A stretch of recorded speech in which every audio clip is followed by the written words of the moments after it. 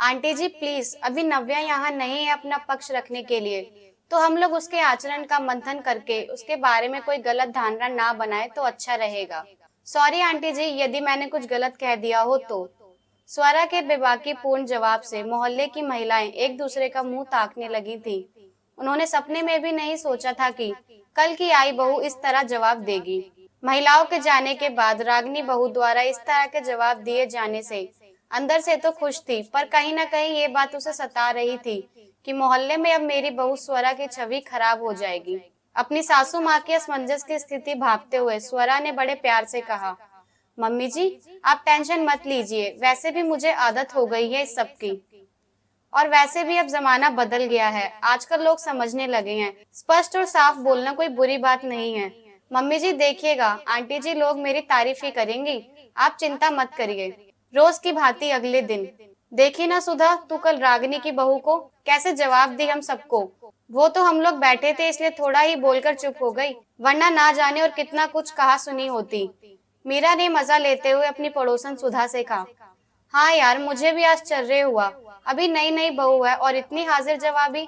मीरा की हाँ में हाँ मिलाते हुए सुधा ने भी अपनी बात जारी रखते हुए आगे कहा, अरे यार ऐसा लगता है उनके घर में भी तो रोज तू तू मैं होता ही होगा।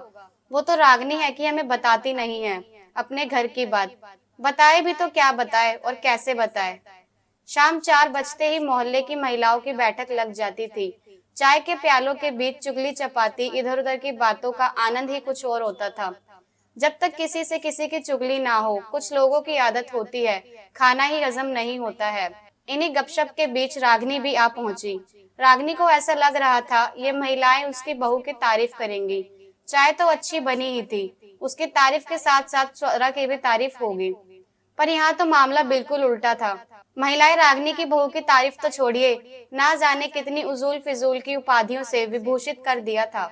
बातों का सिलसिला आगे बढ़ा तो मीरा से रहा ना गया। उसने चाय की चुस्की लेते हुए कहा, देख रागनी बुरा मत मानना, पर तेरी बहू भी बहुत तेज है, कैसे जवाब देती है।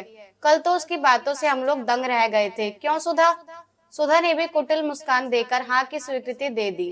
तू उसे इतना मुंह लगाकर क्यों रखी है। देख भाई तू अपनी सहेली है ना, इसलिए सचेत कर रही हूँ।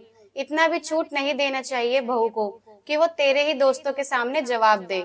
बड़ों का कोई लिहाज है भी या नहीं। अरे तुम लोग ये क्या बोल रहे हो, मेरी तो कुछ समझ ही नहीं आ रहा है। मेरी बहू तो वो बाद में है, जीती जागती एक इंसान पहले है।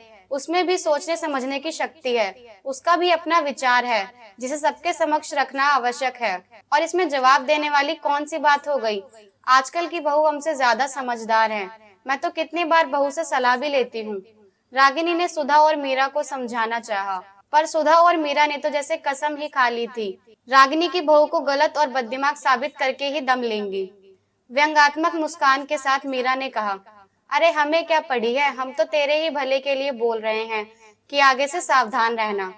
थोड़ी बहू पर पाबंदी लगाना भी जरूरी है। अब तक रागिनी बड़े धैर्य पूर्वक मीरा और सुधा की बातें सुनकर उन्हें समझाने की कोशिश कर रही थी। अब धैर्य का बांध टूट गया और रागिनी ने कड़े शब्दों में स्पष्ट बोला, अरे यार तुम सब चुप भी करो। दूसरों के घरों की बहू बेटियों के आचरण का मंथन करना बंद करो। तुम्हारे सर्टिफिकेट की किसी को जरूरत नहीं है। यदि मंथन करना ही है तो खुद का करो। क्या जो तुम लोग रोज बैठकर इसकी उसकी बातें चुगली करते हो वो सही है। मैंने तो आज भी अपनी बहू के जवाब से कुछ सीखा ही है। ऐसा बोलकर रागिनी अपने घर की ओर चल पड़ी। सच में दोस्तों, हमें किसी को भी इतना अधिकार देना ही नहीं चाहिए कि हमारे परिवार के बारे में हमसे ही भला बुरा कह सके। हर मनुष्य का स्वभाव और घर की परिस्थितियां अलग अलग होती हैं।